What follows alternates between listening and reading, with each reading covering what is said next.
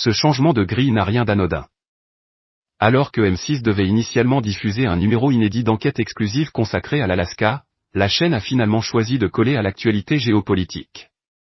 Dans la nuit du 2 au 3 janvier 2026, Nicolás Maduro, président du Venezuela, a été arrêté par les forces américaines à la suite de frappes sur Caracas, sur ordre de Donald Trump, qui accuse le dirigeant de narcoterrorisme depuis plusieurs mois. Un événement majeur qui a conduit la chaîne à revoir ses priorités éditoriales.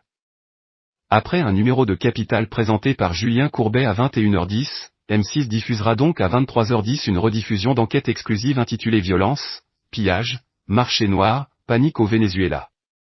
Un reportage diffusé pour la première fois en janvier 2017, déconseillé aux moins de 12 ans, et tourné en grande partie en caméra cachée. À travers des images fortes, l'émission mettait en lumière le rôle des milices, de l'armée et des marchés parallèles dans un pays déjà plongé dans une crise profonde. Ce choix éditorial prend une dimension toute particulière quand on connaît l'histoire personnelle de Bernard de la Villardière avec le Venezuela. En effet, ce tournage n'a pas été sans conséquences pour le journaliste. À l'époque, Bernard de la Villardière souhaitait se rendre sur place afin d'assurer des interventions en extérieur, comme il le fait régulièrement. Mais faute de visa accordé par les autorités vénézuéliennes, lui et son équipe avaient tenté d'entrer dans le pays en tant que simples touristes. Une tentative qui avait rapidement tourné court. Arrivés à l'aéroport de Caracas, les journalistes ont été stoppés net. Il semble bien que nos noms figuraient sur une liste, confiée alors un membre de l'équipe, contraint de reprendre immédiatement un vol pour Paris. Depuis cet épisode, Bernard de la Villardière est formel, il lui est désormais interdit de remettre les pieds au Venezuela. Et ce pays n'est pas un cas isolé. Le présentateur emblématique d'enquête exclusive, à l'antenne depuis 2005, a lui-même reconnu être persona non grata dans plusieurs États. Venezuela, Algérie, Cuba, Chine, autant de territoires où ces enquêtes ont laissé des traces.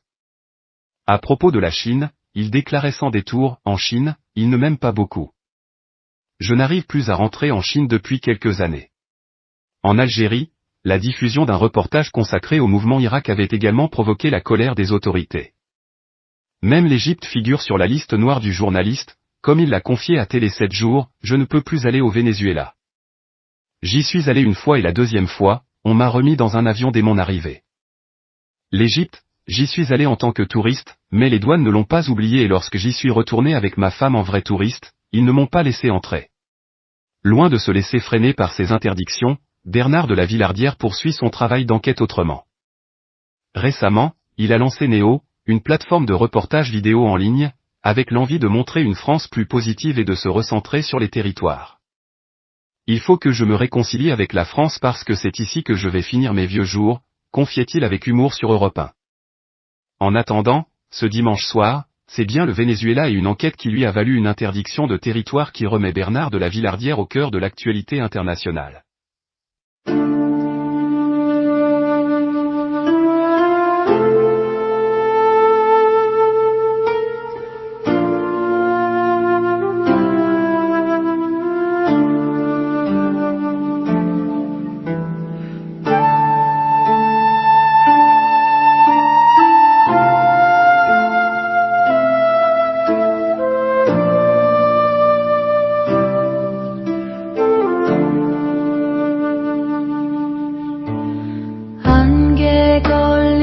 산자라